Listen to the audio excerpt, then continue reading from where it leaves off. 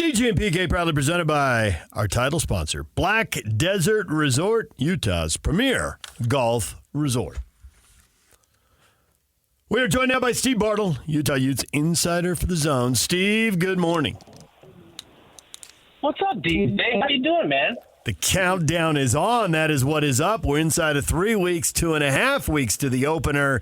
And I'm wondering, doing the show here, we can talk about anything. As a matter of fact, something just happened we're going to talk about in the next segment, and it's going to be a totally different thing from a totally different sport. But you are fixated on the Utes. That is your gig as an insider. And there are so many things answered. There's so much experience on this team. Do you really want these 17 days to get by, to get to a game, even if it's a total mismatch with Southern Utah, just because it'll give you something new and different to talk about? Have you resolved all the issues you would normally have for summer camp?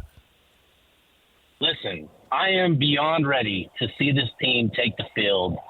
And then, I say that now, but once the games start happening and you start getting into the flow of the season, we're going to blink and it's going to be week 6 and we're going to be wondering where in the world did all the time go. So, man, time, ever since 2020, man, time does not make sense. It makes very little sense.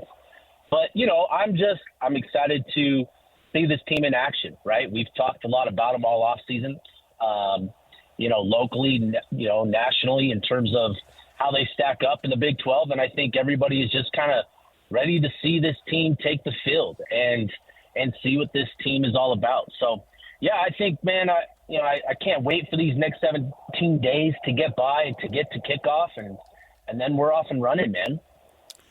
How do you think Andy Ludwig is going to employ all this plethora of talent at tight end? That's a great question, PK. It's definitely, it's not just a good problem. It's a great problem, a great situation that they have at that tight end room, in my opinion. Obviously it starts with Brent Keithy, and his versatility is key to, utilizing and maximizing the guys in that room, right? So just, his ability to play, kind of a hybrid receiver type of role allows you to get on another tight end, maybe even 2 tight ends, maybe even 3 tight ends. We might see 4 tight ends on the field, for stretches at a time this season. And I think it's the versatility that Utah has with this collection of guys that allows them to do this, or to do that sort of thing. And so I think Ludwig is going to have some things to get these guys on the field and to utilize their strengths. There's a good mixture of different strengths and unique qualities that each of these guys possess. There's depth, in terms of how they divvied up. They've got their U-back position, which is kind of their hybrid role, right? The Brant Keithy type. Landon King falls in under that category. Then you've got your traditional wide tight ends, the guys that are, your 6'5", 250-pounders, lining up next to the offensive tackle. You've got depth there with Carson Ryan, Dallin Bentley, Mickey Suguturanga. Then you've got this unicorn, it sounds like, and Caleb Lohner, who's making the transition from basketball. And through 2 weeks, man, there's been a really positive buzz, about how he's looked, how he's translated onto the gridiron, because that is a difficult transition, right? Football is just a completely different game in terms of the physicality, and it sounds like he's handled it well. And so when you've got 5 tight ends that you feel good about, it sort of allows you to, find unique ways to get a Caleb Lohner type into the mix and raise your potential in that room. So, yeah, it'll be fun to see exactly how Ludwig puts it all together at times this season, but he'll definitely, use a lot of these guys throughout the course of the season.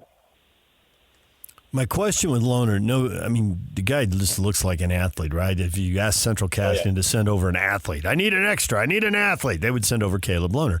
He just walks in a room and he just – but you got to get hit in football. It's a different deal, and he's been playing basketball. But the one thing I think he could do in the red zone, throw it up high, let him go get it in the end zone. It seems like 3rd and goal at the 5, he's made for that. Who matches up with him?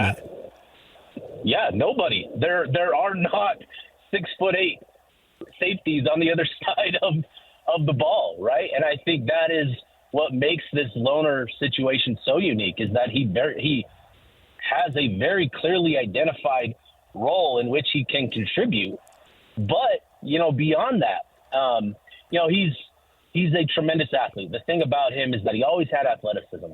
On the hardwood, it's different because, he's got to defend wing-type players, out on the perimeter, and that's not tough. But on the gridiron at 6'8", 235 pounds, and he's added size.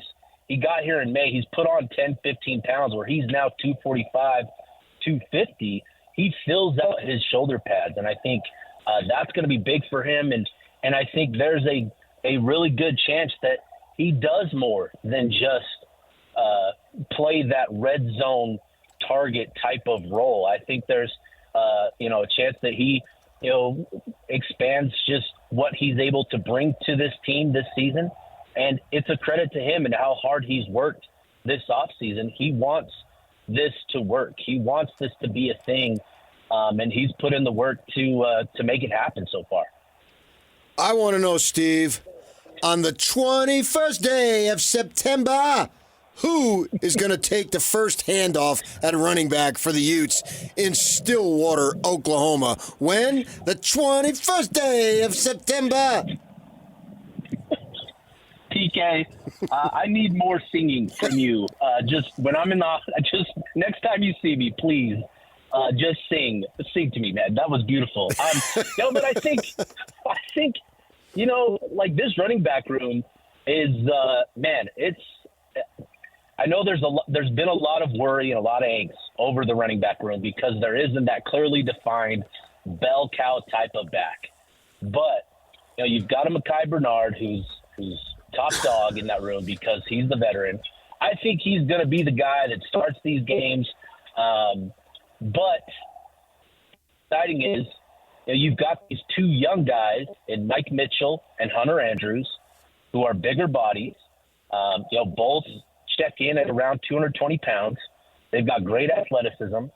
And so far through camp, it sounds like they've performed really well and have put themselves, squarely in the mix to be, big contributors this season. So, it's always interesting with that running back room because regardless of how it shakes out coming out of fall camp, there's certainly wiggle room for, a bell cow to emerge through the first couple of weeks of the season and to take control of that room. And I think Mitchell, I think Andrews, and potentially Jalen Glover could still be that guy. But I think, Bernard is the guy that, he's got all the trust in the world from the coaches. And I think that means a lot. I'm wondering for that running back room. If Whittingham has lost his mind taking an athletic player from defense and moving him to offense. It's definitely a sign of the times, right? With the trend to the offensive side of the ball, even Whittingham is taken from the defense and putting, giving to the offense. I think that is as much a sign of the times as anything else.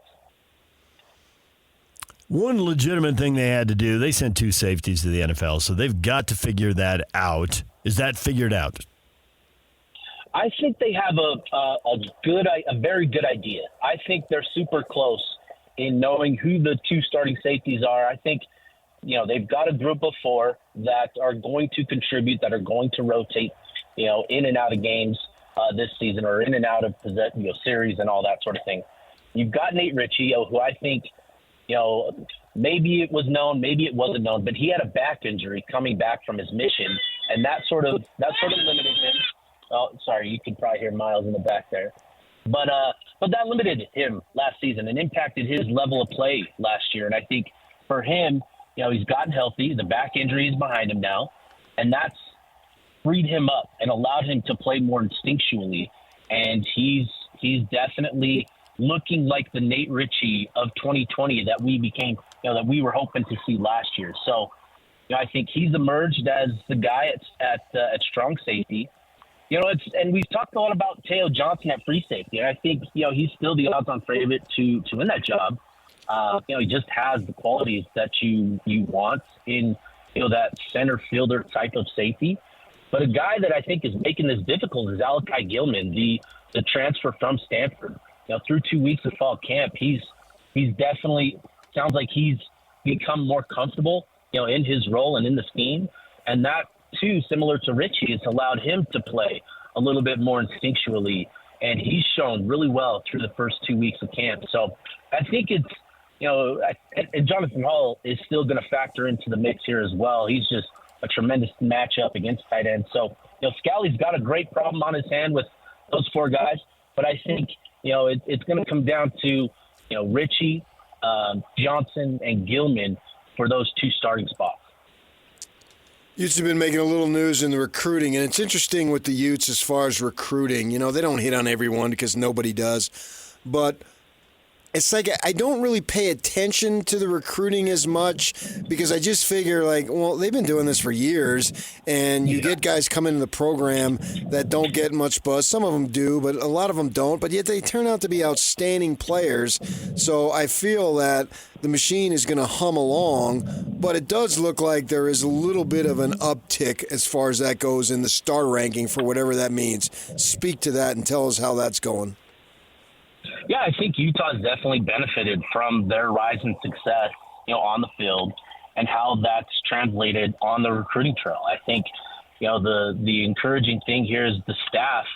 They've been at it now, 12, 13 years at the Power 5 program. And a lot of these guys, a lot of these coaches and staff members, in the personnel department have been there for a handful of years too. And they know what they're looking for. They know, what works here at Utah because, they do look for certain personality qualities and certain mental qualities because, under Kyle Whittingham, under Morgan Scalley, this is you've got to be mentally tough. They're going to push you harder than some programs. And so, identifying that, on the recruiting trail, and you do that through talking to players and talking to coaches and, as many people as you can that know the players and recruits well. And so that is a big factor in their success and why they're so good, in regards to their player development is, it starts on the recruiting trail and identifying the guys that fit the mold,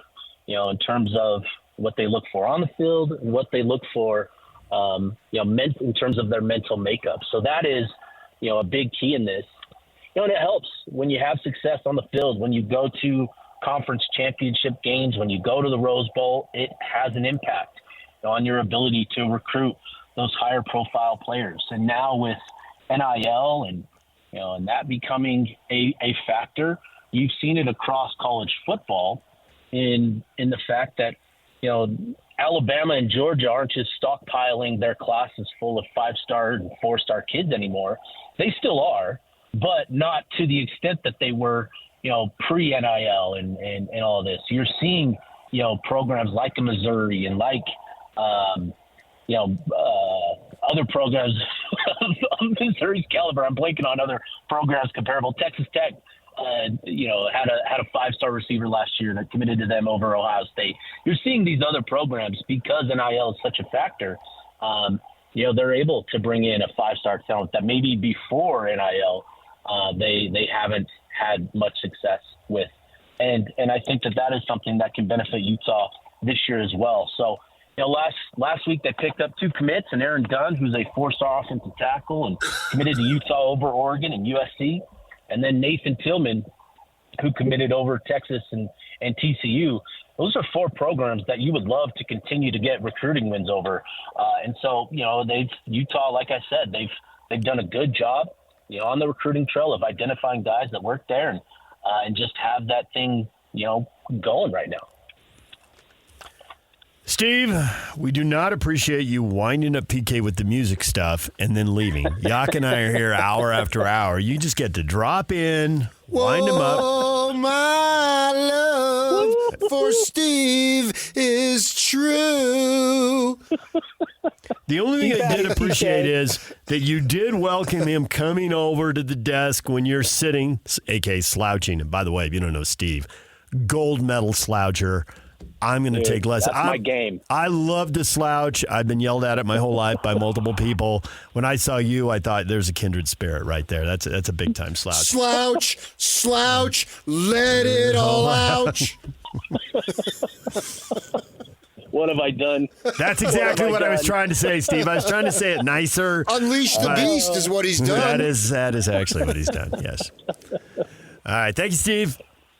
Yeah, thanks, fellas. All right, Steve Bartle, Utah Ute insider for the Zone, joining us here. You were talking earlier. Someone you were talking to someone who moved up from Carlsbad, and why? You're in Carlsbad. Yeah. One of the best parts of San Diego, an excellent part of San Diego, right on the water. Awesome. Beautiful. And then you were talking about how he's talking about going to a game, and it was $150 face value to go to the Utes opener. Uh-huh. I did find a site here. There's plenty of them, but this one site, 20 tickets as low as $26 for the opener on the secondary market. So if you're a fan looking to go to a game and you're on a budget, $26, that's the lowest price for a home game all season, as you would fees expect. Too, though. Well, there is that. You got me there. And the fees, and how many tickets are you going to buy? The fees cost more than the fees ticket. can be outrageous, right? Yeah. The most expensive ticket, as you would expect, it was the example you brought up, BYU, $205. $114 to get in at Utah State, a smaller stadium, and there'll be Ute and Aggie fans trying to get in there, so that's a pretty pricey ticket. Yeah, but that's going to be over $200 with the fees. With the fees. Yeah. The fees get you. Getcha. Unless you know somebody who works for that company, and then you have that person buy it. Some of them don't have to pay if they're one of the perks. But yeah, you just the fees. But everything costs these days. My gosh. Yeah. All right, DJ and PK, it's 97.5 The Zone. Jazz news this morning, breaking during our show in the last half hour. We will get to that next. Stay with us.